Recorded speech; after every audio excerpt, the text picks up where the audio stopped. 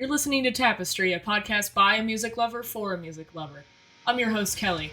Join me as I learn about the common thread that weaves throughout our lives, music.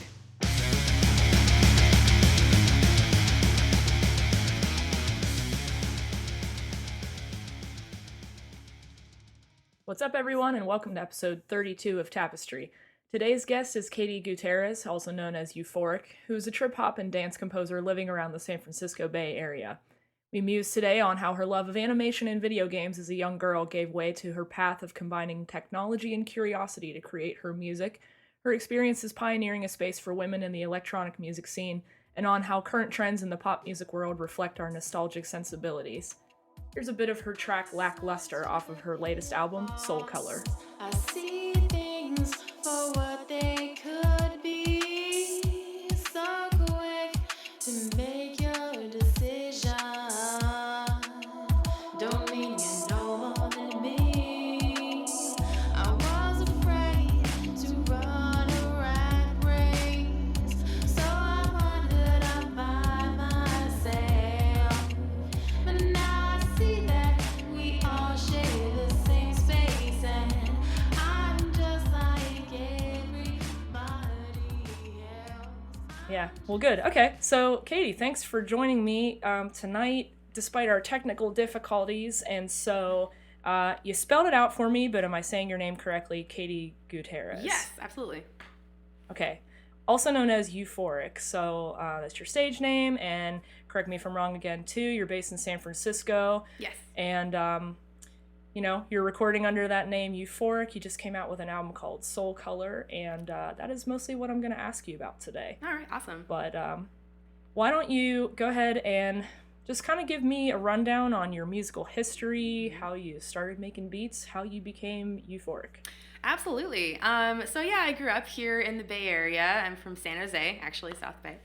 When I was a little kid, I was really interested in music. I used to play around with my keyboard, and I had one of those keyboards from the 90s that you press a button and it plays some kind of jazz electronic thing, a demo thing for you.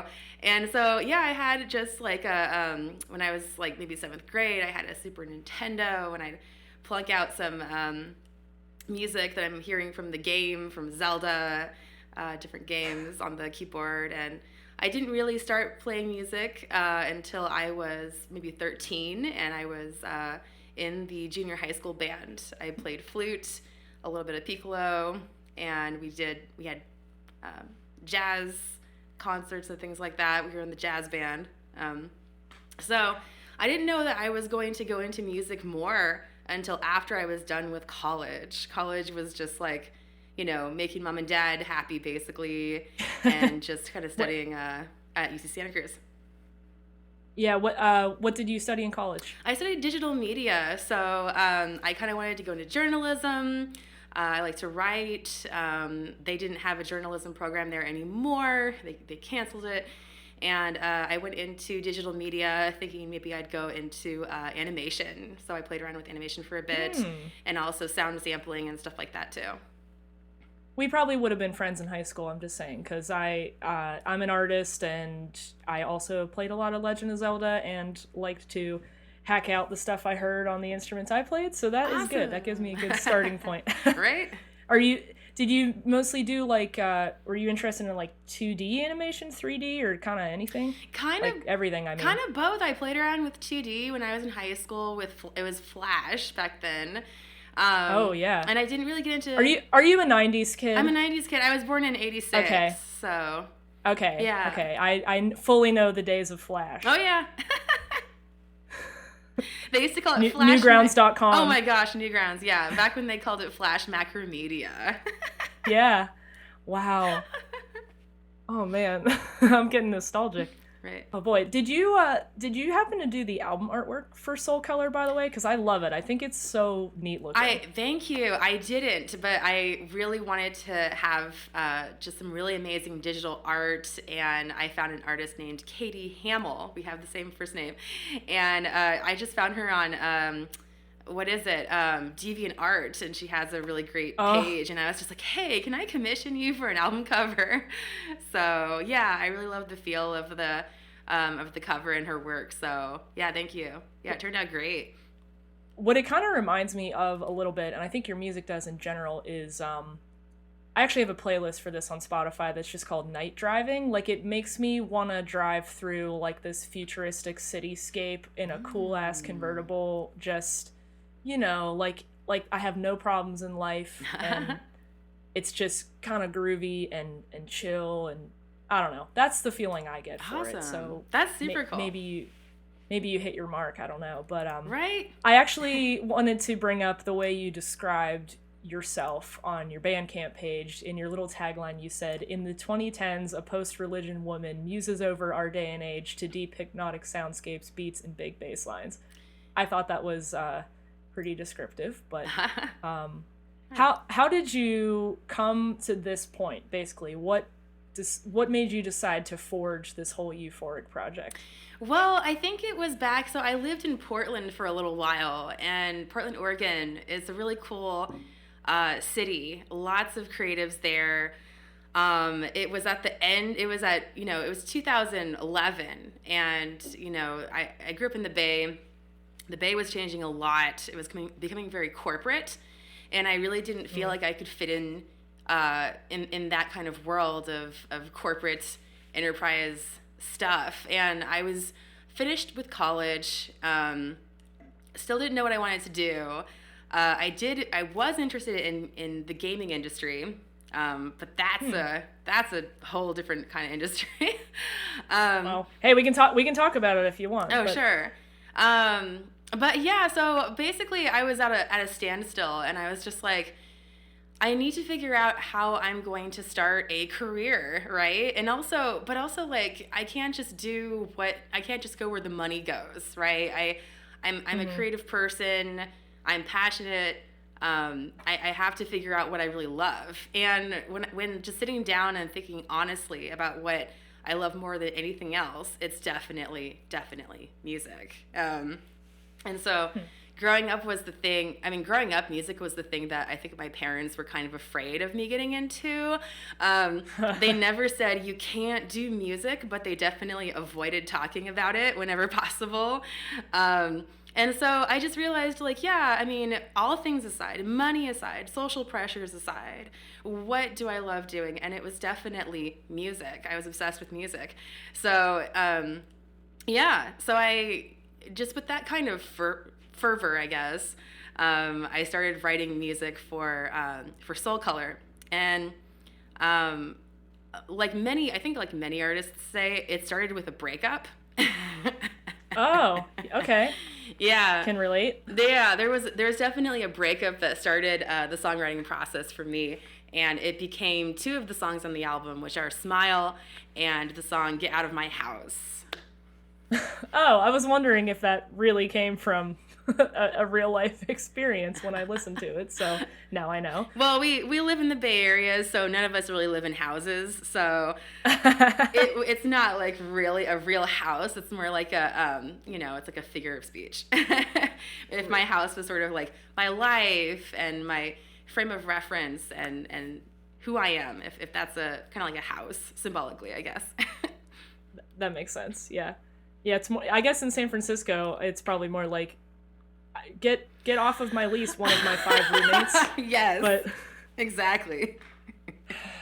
I can't imagine trying to be a creative on the West Coast in general. I mean, it's hard enough out here in the East, where I wouldn't say competition isn't as stiff, but the culture is just a little different. And I did want to ask you that. I mean, if you've grown up out there, like, is that whole area really as cutthroat as they say, like, when it comes to the industry? I mean, I know I had a former guest on my podcast, I believe he's from Santa Cruz, say that, like, people will literally walk up to you on the street and pay you to listen to their music because that's how, that's how competitive it is. Sure. Has that been your experience, kind of? Now, was that guest Miles?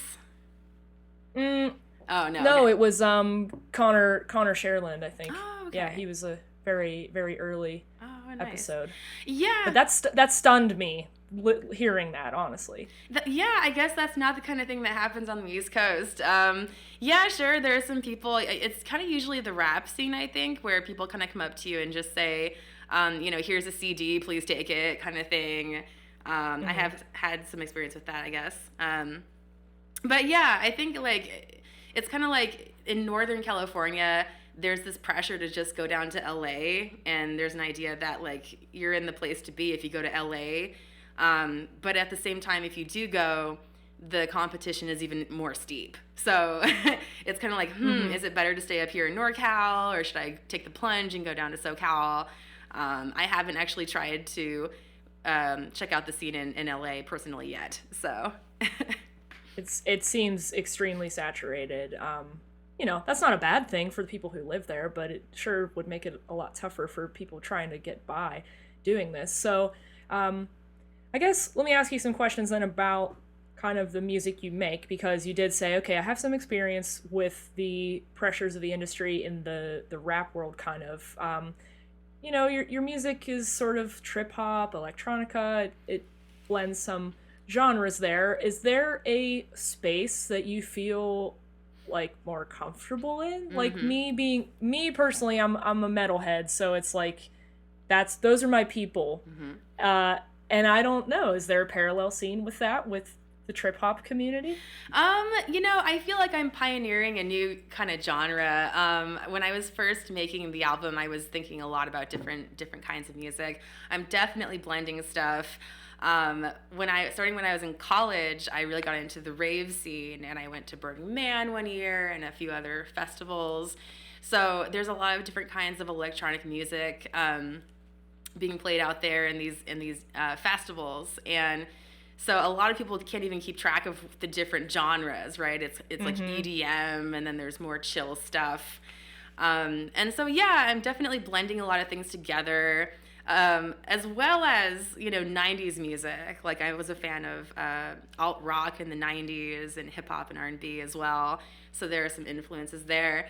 As far as spaces, there are like lounges, there's festivals, stuff like that. I actually got started with open mics. There are some open mics out here where you can plug in a synth or something. Most of them really just want you to have a guitar or play the house piano, but there are some open mics that are open to other kinds of electronic connections. So, yeah, I'm definitely finding a space. When it comes to dance music, it's usually a dance floor, and you're usually a DJ just playing and beat matching. But there's usually a chill-out room, and it's kind of open-minded, and everyone's off the dance floor, and they're just hanging out, chatting. So maybe in kind of alternative spaces, you might say. My music kind of fits in there, but it's a good question, because there's not exactly like a scene for it. Although I'm noticing artists like, of course, Bjork and Grimes, FKA Twigs. There are a lot of like women who are pioneering these kind of experimental electronic genres as well. Yeah, that's funny you brought up FKA Twigs. I only heard about her stuff like, I'm not kidding, like 4 days ago. Oh, nice. I went, this is some cool stuff. Like, it's, yeah, they, when I say they, I mean, most people think that representation matters, but it does, I think. And I think it's great that you're doing that and you're finding a place for your music, because like any musician, I mean, your music's going to be personal to you. And so if you can go out and feel like that's well received, it probably motivates you to keep making more music. Now, you did mention something about DJing, and I think when I was looking up on your Facebook page, I had seen that haven't you been a DJ for like an online radio show and stuff before? Yes, I used to DJ for dnbheaven.com. Yes. That's drum and bass, right? Yes. Mm-hmm. Okay. What was that experience like? Because I'm sure that online radio has really changed a lot with the advent of streaming, so I'm curious how that went. It was pretty cool. So they have a chat room where first there's a global community, and it's kind of interesting because like with going to raves and club nights where they have drum and bass, they really feel the same, and it doesn't matter like what city you're in. So I went to a D&B show in London a few months ago, and London is one place where D&B has a lot of history. So it was really cool to go to this show, and it just felt a lot like a party in the U.S. So it's interesting. It's like a global scene. And when you gather people around the music, like they just, they kind of click and they end up having a lot to chat about. So there was a chat room that a lot of people would frequent. And then while chatting and stuff, they would listen and react to the DJ set.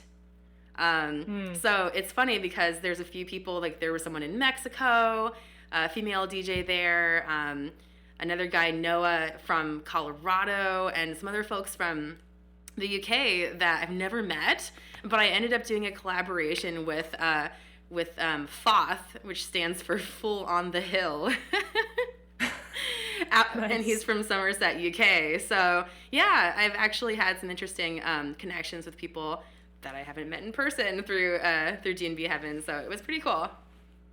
Well, you did say you were born in 1986, so that's like the perfect, that's what 90s kids do, or late 80s kids do, is like, ignore all of our parents' warnings about everyone on the internet is an axe murderer, and then you actually make like really good friends and stuff. I almost died when you said DeviantArt, because that's actually where that's how I met my ex-fiance. So Wow. DeviantArt is very close to my heart, Wow. and I haven't heard anybody talk about it in a long time.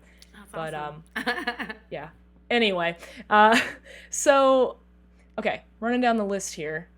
You were talking about the online scene and right, collaborating. That's where I was going with this. So I was going to ask, have you collaborated with other musicians? Obviously, you just answered that as yes. Mm-hmm. But when you're making your music, I imagine you're really making it for you. Do you kind of feel like your work as Eu4ic is like, this is the stuff I have to get out, this is the stuff I'm tailoring to my sensibilities, and then how does that differ from when you're working with other musicians? That's an excellent question. It was a very personal process when I first got started. I really did have a process that was very hard to, when I finally started to collaborate with other people, I really had to change my process a lot. So yeah, definitely. When I'm working alone, I'm, I'll do this at about 8 p.m. and I'll just be hanging out alone and, just listening to some sounds and creating like a loop or a beat. And it's very like repetitive as I'm adding more beats in. And that's something that you can't really do as much when you're working with other people. Like, it's just a super personal process. It's like the bedroom producer strategy. Mm-hmm. So, right. Yeah, when working with others, like, it depends. I'm actually working with Little Spiral right now, who is a singer and songwriter. And we have formed a band called Helix Code. So, oh, okay. Yeah, so we're working on our first album. And we are halfway through. It's really exciting. And what's really cool is that we both love to write lyrics, and we both are kind of on the same vibe when it comes to lyrics and the kinds of things we want to talk about. So it could be that like she has, some compositions, and she might send me a MIDI. And then from there, I can bring it into the studio and, produce it based on the composition that she's given me. Also, other times, like, she'll have an idea for a song, and I'll start writing lyrics. And then I'll kind of, show her the lyrics, and then she'll write something for that. Now we have a few tracks that I've produced that are kind of like EDM tracks or just chill out tracks. And I'm singing over it, and she's playing violin in certain parts. Ooh, so, well, I'm interested in that. That sounds good. Yeah, we're really excited. So yeah, it just helps to kind of be on the same vibe with people and have a certain kind of a vision for where you're going. My process can be very back and forth, and I'm pretty flexible about changing my approach. So it can start on one end or it can start on the other end, and somehow it just comes together. That's all I can say about it. So how did you go from replicating Legend of Zelda songs and playing flute to learning the skills you needed to learn to get, a full-fledged, full-length electronic album out to the world? Like, how long did that process take you? Oh yeah, I guess realistically, it took a couple of years. I started producing while I was finishing my master's, and so since I started out with animation, I think that just kind of being in front of the computer and trying out all these different, technologies and playing around with different abilities and learning from the internet, like it kind of transferred over into figuring out production software. And when I figured out production software, I was still working with FL Studio because it was free. And I was just having a blast with all of these plugins. And I actually didn't even have a MIDI keyboard for a while. I was just like plugging in notes and using like just a computer keyboard. And then finally I got myself a MIDI keyboard. But I started out with lyrics. I really wanted to express myself. And again, it was like writing a poem at first about a breakup or something, right? And then it would be like, okay, let's sing this. Let's come up with some notes and then just program them in. And that's literally how I started composing. Just pretty straightforward. And then it got more interesting with plugins and MIDI controllers and stuff like that. So it was very self-taught. That's awesome. I'm trying to do the same thing. I've gone on 32 episodes now saying I really want to write music, and I haven't done it. But going from having to pluck in the notes to being able to be a little bit more fluid probably does a lot.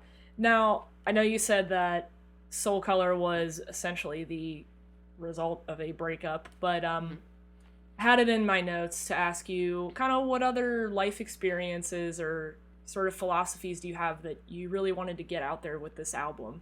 Yeah, absolutely. I think that just kind of going from doing what I think was expected of me and going to college into teaching myself to make music with no plan in mind, just to express myself. I really, on that sort of vibe, I wrote the song How to Feel. And I was thinking a lot about, some of the crazy things that are happening in our world today, and how when I was a kid, I wasn't really raised to have like an opinion on those things or to like do anything about those things or to engage with current events. So I was in a very like, rebellious streak basically.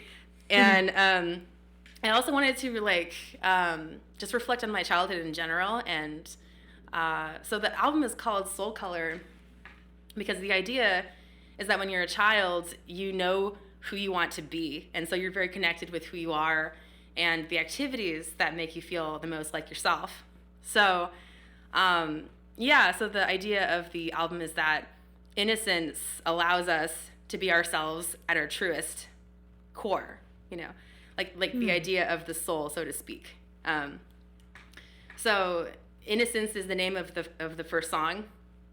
And I also had a very innocent process artistically and technically because I didn't know what I was doing, right? So I sort of felt like I was coming out of the womb with this brand new perspective, kicking and screaming, like, I'm going to make this album even though I don't know what I'm doing. So that was definitely the feeling and the theme behind the album. I can relate to that extremely. Do you feel like you are harder on yourself than you reasonably should be as you're kind of, getting these first wobbly steps into becoming a more professional musician? Maybe. I think it's important because I'm really distracted by other things. Like I'm distracted by just, putting bread on the table. I'm distracted by wanderlust. I like to travel. I also wasn't really sure where I was going after my degree. So it's just been important to try to focus back in. I think a lot of us are multi-talented, but if we don't focus on something, then we don't truly see it through to fruition. So yeah, I have been, I guess, but it's a good thing. I also try to step back and just kind of learn some things in a slow kind of way, and just make sure that I have a good footing and some knowledge, and just kind of give myself a break once in a while. But the pressure is pretty good too. Yeah. Would you say there are certain people in your life that maybe have like, well, it sounds like maybe not your parents so much on the music front, but friends, family, you know, people you've run into out and about who have kind of pushed you to do this, or was it mostly that self-driven kind of attitude? It was super self-driven at first. I didn't really know anybody who made music. I have a few friends that are really creative, and they've sort of tried a lot of different types of things. But it's more like I have friends that are accepting, and they don't just say, "Oh, Catie, that sounds like a crazy scheme or a crazy idea." You know, they kind of accept it. They go, "Oh, okay, good for you. Like, keep me updated on that. You can do it." You know, so. But as far as people pushing me, like, I pretty much have to push myself. The only person that I think has really helped push me has been Suzanne, or Little Spiral, who I'm currently working with. Little Spiral. You should talk to her next, because she's pretty cool. Yeah, Little Spiral. Well, let me take a step back from Soul Color then before I forget to do it. But I am really more curious about what this little band project is gonna become. Like, Oh yeah. how's your vision for that different? And I guess what are your future goals with that project? Like, in the physical world, like, do you want to play shows? You know, what's your game plan with that? Oh yeah, so Helix Code is we're kind of a great duo, because Little Spiral, so Suzanne knows about social media and marketing, so she's really smart about that kind of stuff.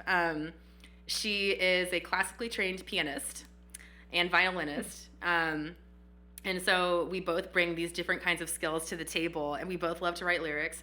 So, so our plan is definitely to book some shows. I think it's a lot easier to play a show with a partner than it is to play alone sometimes, because both people are keeping their eyes open for opportunities, carrying gear, you know, all that good stuff.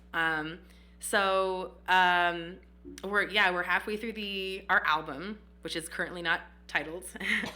And yeah, we're just hoping to play around the Bay, definitely, and we're gonna jump in the car and go to LA and do the thing, find some opportunities there. And then next year, we are planning on shooting a video, as well as releasing an album. So we're halfway there. We already have the plan for the album laid out.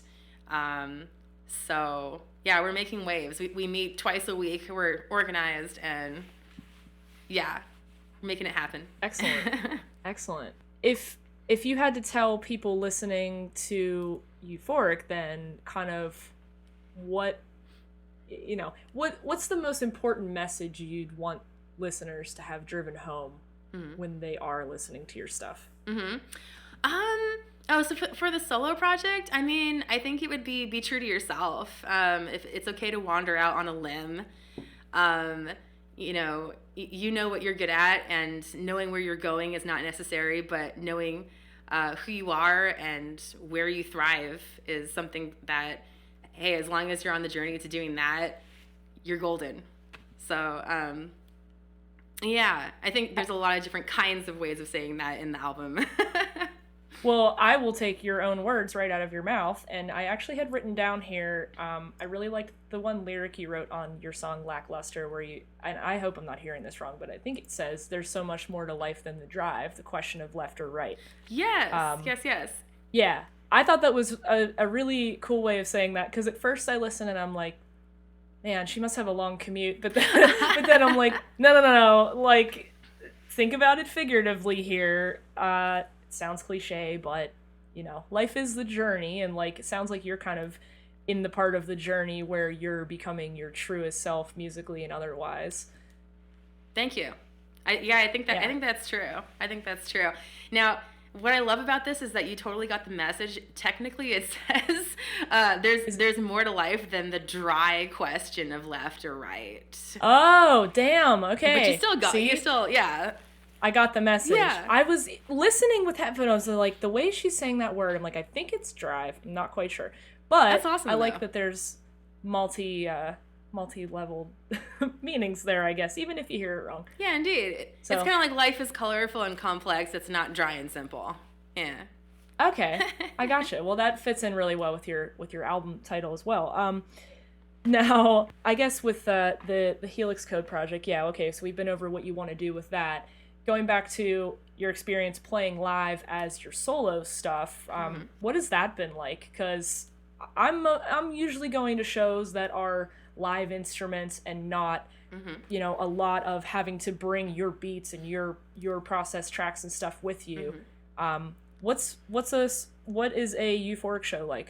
Oh yeah. So I think that, like I was saying, kind of like the sort of like the lounge feel, or sort of like the, so we're liberals in the Bay Area, and No.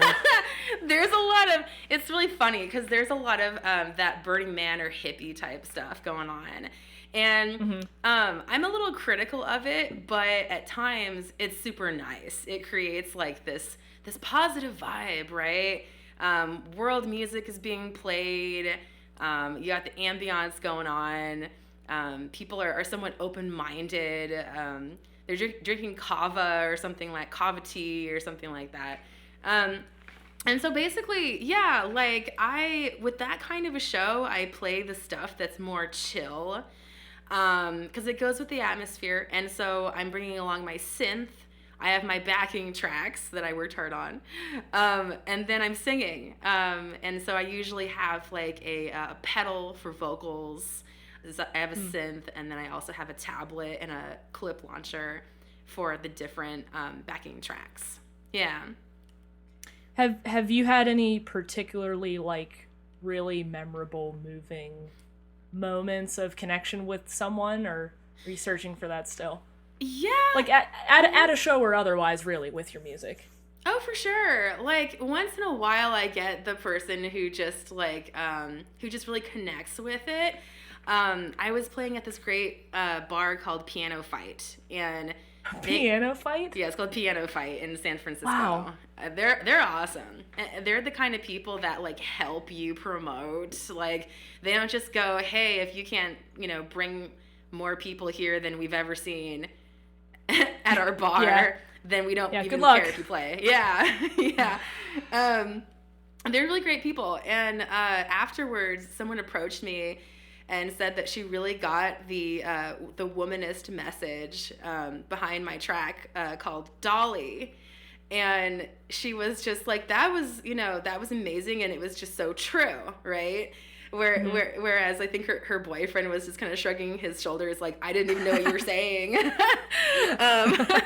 But yeah, it's times like that when I'm reaching out to young people, to women, to people who have who are struggling with body image, stuff like that. That to me, that's always amazing. That's definitely what I want to do. Help people feel connected, and kind of take them on a journey, like a storytelling journey in a way. Mm-hmm. Do you find that it's easier to do exactly what you just said with music as opposed to, your other pursuits, because you have a lot of other hobbies? Yeah, I think so. I think for me, like DJing was something that only goes so far at times. Just for me, because you're usually selecting other people's music and you're just kind of beat matching, and it's very instrumental. I think I've seen some female DJs do some really awesome stuff. Just like in spreading their message. Maybe they'll wear something on stage that has a statement on it, or.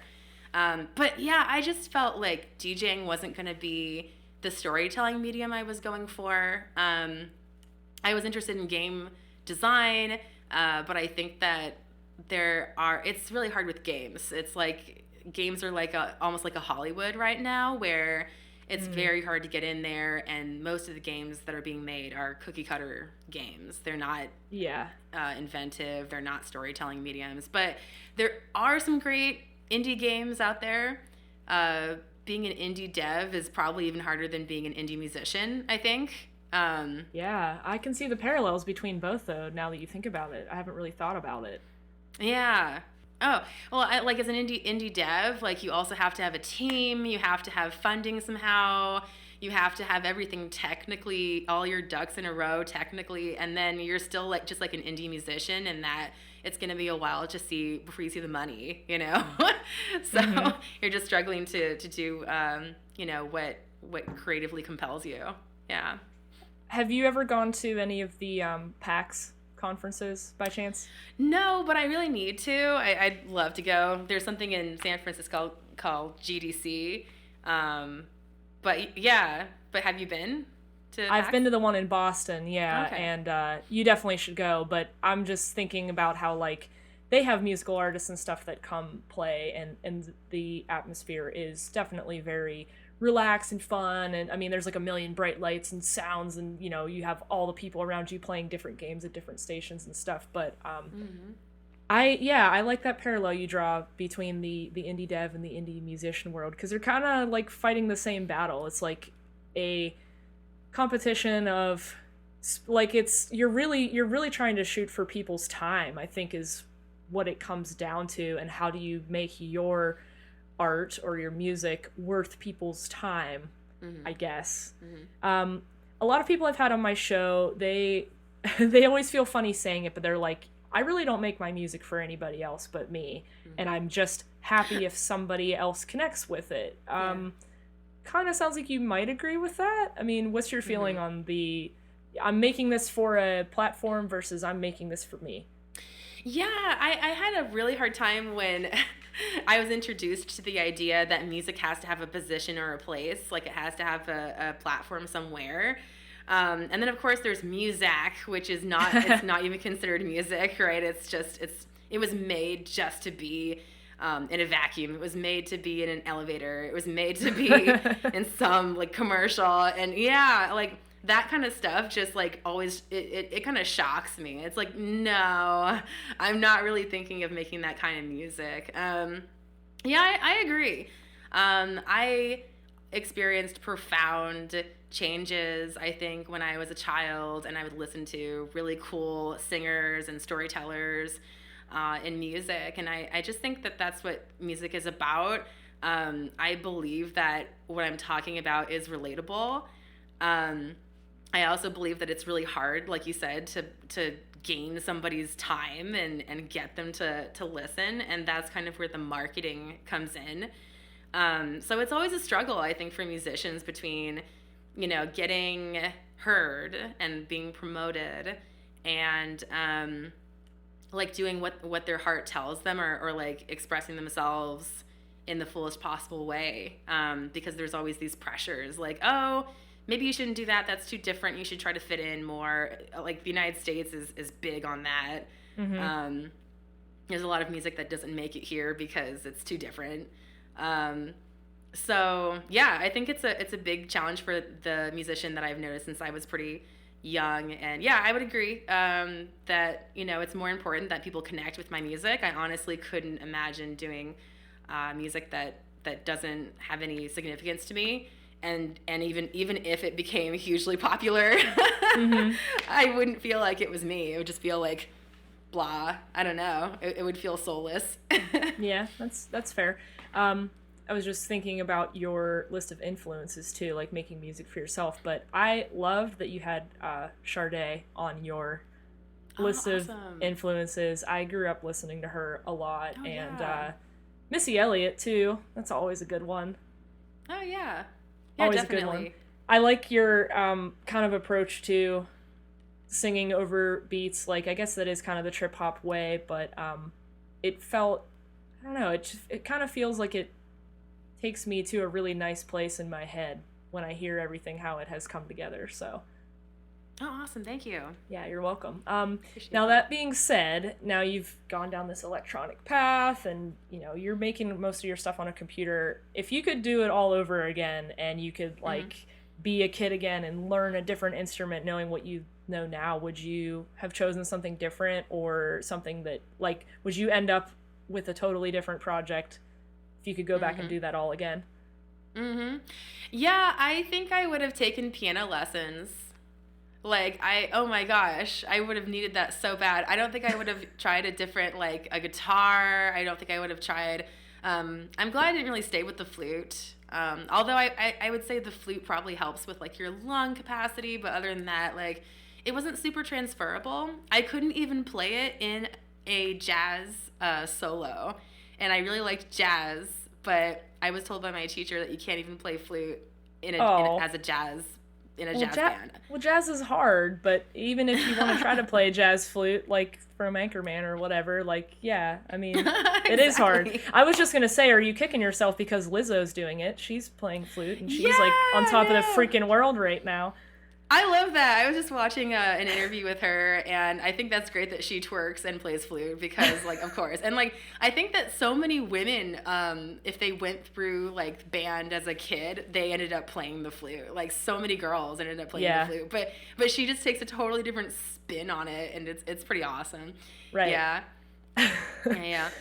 Yeah, I still just wish I wish I was a maestro on the keys still, you know? Hey, So. there's always time. You can always Yeah. try to pick that up. So let's go back to Lizzo then. I don't know a lot about Lizzo, honestly. I just know she twerks and plays flute. But it sounds like you're very committed to, like you said, trying to pioneer spaces for women to make music, and it seems important to you to lift women up and give them representation. So Yeah. why is that important to you, and how do you feel connected to that through your music? Definitely. So Lizzo is awesome because she reminds me of the kinds of musicians that I grew up with. I grew up with TLC, No Doubt, Garbage, and they're pretty much doing what Lizzo is doing, which is just like being a badass, not conforming to society's standards, you know, beauty standards or otherwise, you know, and just kind of like letting it all hang out, being a badass, telling the truth about things, and kind of just being a down home person. And what's interesting is that like Lizzo is definitely, what do you call it? She's disruptive, but at Yeah. the same time, she works as a pop star, and that's a balance to strike. You know, you have to be pop enough to make it, but you're also not going to compromise your message, which is disruptive. And I think that's brilliant. I think a lot of female artists have done that really well. It's super crucial in our culture. And I think TLC did that a lot in the 90s. They were passionate about talking about certain issues like safe sex, safe relationships, and you know, and talking about sharing those stories, making themselves vulnerable in doing so, but also just being real. You know, not just being like a untouchable pop star icon. You know, but being Right. an average person. You know, from their community. So. Yeah, I think that it's amazing how pop artists have been able to do that. And I kind of see that coming and going. It was big in the 90s, and I feel like it's back now. So I'm pretty excited about that with artists like Lizzo.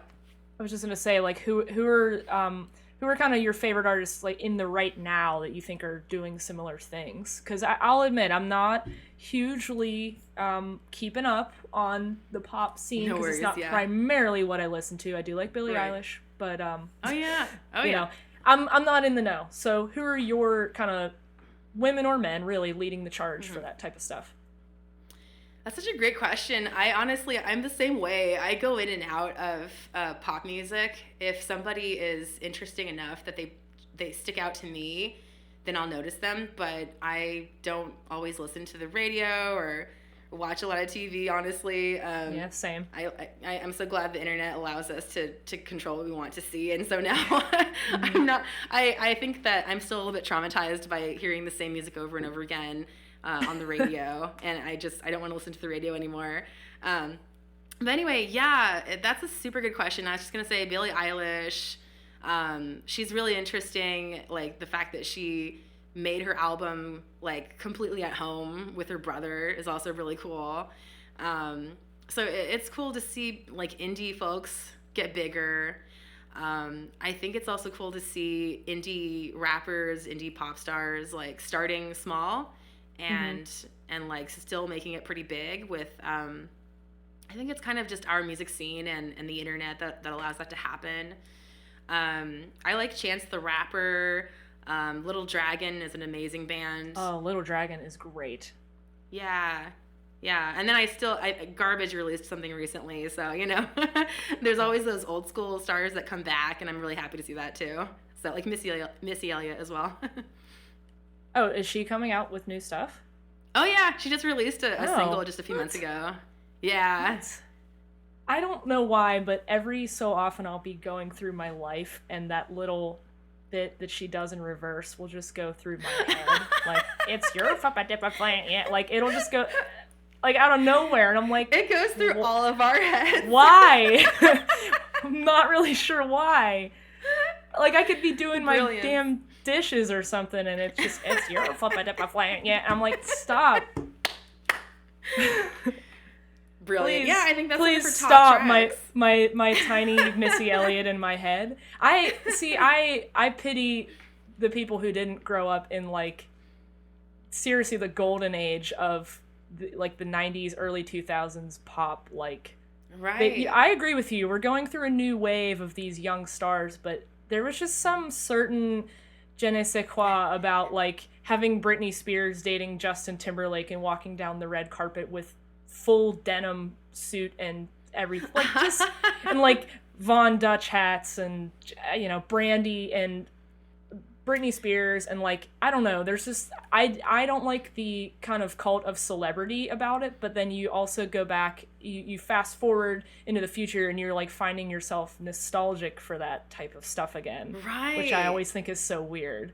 Right. At the time, you're just like, meh, I don't even know if I care. Like, we'll see if these folks win me over. And then years later, you're like, bring them back. Those were the golden days. I know. I'm like, oh God, I'm starting to sound like, you know, whatever. But I guess I could use this opportunity to ask then, you know, the stuff that you keep coming back to, like, whether it's stuff that's inspired your own music or just things you find yourself listening to a lot, can you figure out, like, what that quality is that keeps you coming back to it? Oh, okay. It's like the common thread between all the random things that I listen to. I guess. Yeah, I mean, if there's a certain quality to it, maybe. I feel like it could be a sense of drivenness, maybe a sense of futurism, like something that has, like, a strong and full signal. You know, I definitely am into low-end frequencies, a good beat, you know, a really catchy, epic bridge, you know, something like that. And definitely good stories and good attitudes and stuff like that. I like a lot of different kinds of stuff. I was looking at what did I listen to this year on Spotify. Oh, yeah. And biggest band was the B-52s. Really? Yeah. Wow. B-52s, Huh. The Knife. They're like a Swedish kind of techno pop band. The Knife is really good. Okay. Little Dragon and Garbage. Wow, what a blend. Really. You're right. The B-52s, how did you find them, or did you, like, I'm maybe guessing your parents grew up listening to them and it just kind of stuck? I feel like they didn't. Like, I think my mom remembers the Rock Lobster song, and I think she pointed it out to me, and I was like, I don't know what you're talking about, but I've heard it played at bars recently. And to me, it sounds like it belongs on the Scooby-Doo soundtrack or something. Oh, it so does. But yeah, what I really love is Your Own Private Idaho. I love this song. The beat is so good. And it's just got a really funny, kitschy message. And what was the other one? Oh, it was called Give Me Back My Man. That's like another song they do. And it's just like, oh, this is kind of sad. But the drummer in that band is really a badass. Like, you almost can't believe it's not an electronic beat, actually. They just rock. Yeah. Well, I know what I'm doing after this interview is listening to the B-52s, because I really only know, you know, Love Shack and Rock Lobster pretty much. Right. Yeah. But I don't know. My mom grew up listening to them a ton, and, like, Devo and all that stuff, but I guess it just didn't sink in, maybe. Yeah, it's funny what rises to the top. Sometimes the really weird, like cheesy stuff, like makes it big. Yeah. Well, I guess to kind of start to wrap things up, what are some of your goals for Eu4ic in the future in terms of like what's your next album going to be? What do you think is inspiring you right now to make it, and what's on the horizon for that? Awesome. So I'm thinking about the second album alongside working with Helix Code. And I think the next album is going to be a little bit more danceable. I think with electronic music, what people really go for is dance. And it's definitely what got me into electronic music. So it's going to be very upbeat. Artists like MIA are going to be inspiring the new sound quite a bit. And it's just going to have like a lot of in-your-face messages. Like, just I always use my solo projects to get something off my chest. So, yeah, I'm planning on switching up the sound a lot, making it more danceable, more driven, maybe taking it back to the 90s a little bit, maybe some 90s trance music, Nice. since that stuff still sticks with me. And yeah, just kind of creating some new stuff and bringing in some old stuff. And yeah, I'm pretty excited about it. It's gonna be a big refresher. It's gonna be a very refreshing change, I think, from the first album. So. Now, speaking of 90s trance, and now that I've gotten to know you in this 50 minutes or so, knowing you enjoy video games, how much Dance Dance Revolution did you play growing up? Oh my god, I didn't really like Dance Dance Revolution. It was so What? funny. I know. I think it was because like I always remember. Yeah, I remember these kids with like big Jinko fat pants jeans, and I thought their clothes were so cool. And as soon as I moved out of my parents' house, I got myself a pair of those. But I never played Dance Dance Revolution. I don't know why. I think it was just too like rigid, and you just had to jump on the right thing, and I just can't do that. I'm not that coordinated. You're too well. Maybe you're too expressive, and you don't want to play by the rules of DDR. But I was gonna say, I'm sure San Francisco has at least one, if not many, like like old, not old school arcade, but like the millennial arcades where you can go like eat ice cream and drink beer while you go play Resident Evil or something. Like they've got to have some DDR set up somewhere. Oh You yeah. can approach Like it with fresh eyes. Yeah, they have them in movie theaters, and they have a few little like coin-op arcades all around. So, Yeah, I need to go to more of those. I just figured, wow, she's probably a person who's played DDR. It just seemed like it would be the natural fit, but I was Right. wrong. So, well, I guess my last question then for you would be my signature question. And if that would be then, if you could only choose 3 albums to listen to for the rest of your life, what would they be? Oh, this is such a good question. Okay, this would definitely be TLC's first album, Ooh on the TLC Tip. That's what it's called. It came out in 1992. That's what it's called? That's what it's I called. didn't know that. Yeah, I suppose it would probably be Garbage's second album, version 2.0. And we need something like, okay, to be on the safe side, it would have to be Sade's album, Promise. Is that the one with like it's just her portrait on the front cover? It's like a white background, maybe. That I think it's the one. I think it's before that one. It's like she's got like a blue shirt on. I should know. Cherish the Day and those songs. That's the one that you're thinking with the white background, and she looks like she's in the shower or something like that. Yeah. That one comes. That's Yep. after. Yeah. Mm-hmm. Oh, I always love asking that question because I either get a bunch of new recommendations or I get a bunch of like nostalgic feelings, and I go, oh, I gotta listen to that album again. Right. So, oh, all right, those are good answers. Well, That's a great question. thank you. Yeah, that's usually how I torture my guests is pick 3. That's it. That's all you have. So,